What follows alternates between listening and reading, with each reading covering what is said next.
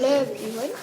In this video I am going to tell Bhagavad Gita shloka number 4.28. In the previous shloka, the Lord said that people who are interested in achieving self-realization through the control of mind and senses offer the function of senses and of the life breath as oblations to the fire of the controlled mind.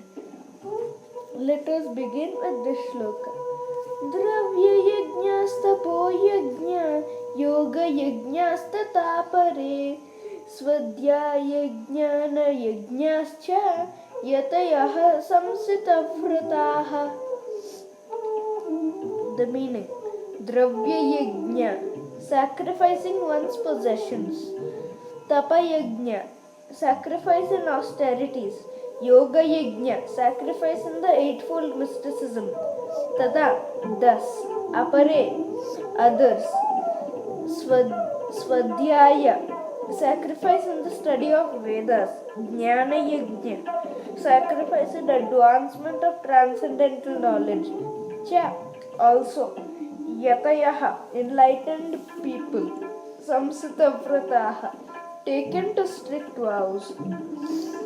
The whole meaning is, having accepted strict vows, some become enlightened by sacrificing their possessions, and others performing severe austerities by practicing the yoga of eightfold mysticism or by studying the Vedas to advance in transcendental knowledge.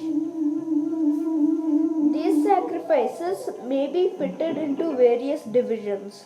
There are persons who are sacrificing their possessions in the form of various kinds of charities. In India, the rich mercantile community or princely orders open various kinds of charitable institutions like Dharmasala, Annakshetra, Atithisala, Anathalaya and Vidyapeta. In other countries too, there are many hospitals, old age homes and similar charitable foundations meant for distributing food, education and medical treatment free to the poor. All these charitable activities are called Dravyamaya Yajna. There are others who, for elevation in life or for promotion to higher planets within the universe, voluntarily accept many kinds of austerities such as Chandrayana and Chaturmasya. These processes entail severe vows for conducting life under certain rigid rules. For example, under the Chaturmasya vow, the candidate does not shave for 4 months during the year, July to October. He does not eat certain foods, does not eat twice in a day, or does not leave home. Such sacrifice of the comforts of life is called Tapomaya Yajna. There are still others who engage themselves in different kinds of mystic yogas like the Patanjali yoga system for merging into the existence of the Absolute, or Hatha yoga or Ashtanga yoga for particular perfections. And some travel to the sanctified places of pilgrimage.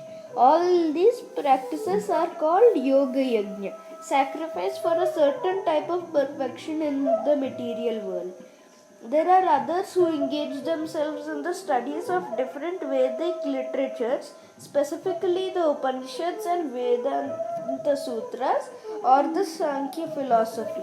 All of these are called Swadhyaya Yajna or engagement in the sacrifice of studies.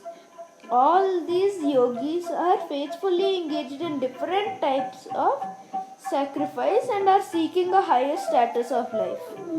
Krishna consciousness, however, is different from these because it is the direct service of the Supreme Lord. Krishna consciousness cannot be attained by any of the above mentioned types of sacrifice, but can be attained only by the mercy of the Lord and his bona fide devotees. Therefore, Krishna consciousness is transcendental. Thank you for watching, and I will tell the next sloka in the next video.